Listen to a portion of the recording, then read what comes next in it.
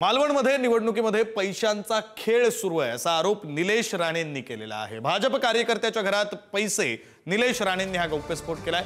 भाजप कार्यकर्त्याच्या घरी Facebook live करत त्यांनी भांडाफोड केला।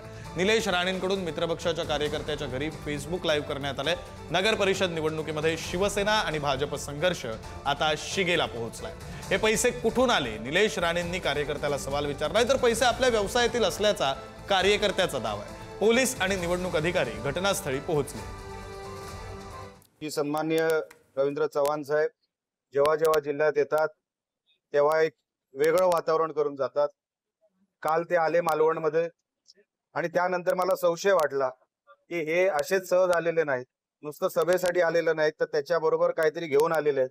हे अशा निवडणुका जर आपण लोकसंख्या किती, आपण वाटताय किती, आणि उद्या हे नगरसेवक निवडून जातील तर काम करतील का? तिकडे ते म्हणतील अरे पैसे दिलेत आम्ही तुम्हाला, आम्ही कशाला काम करू? ते वसुलीच्या कामाला लागतील उद्या जर चुकून हे निवडून गेले तर।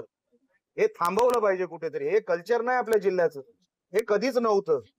हे काही लोक बाहेरून आली आणि हे कल्चर इकडे ह्या जिल्ह्यामध्ये आणलं, हे थांबलं पाहिजे।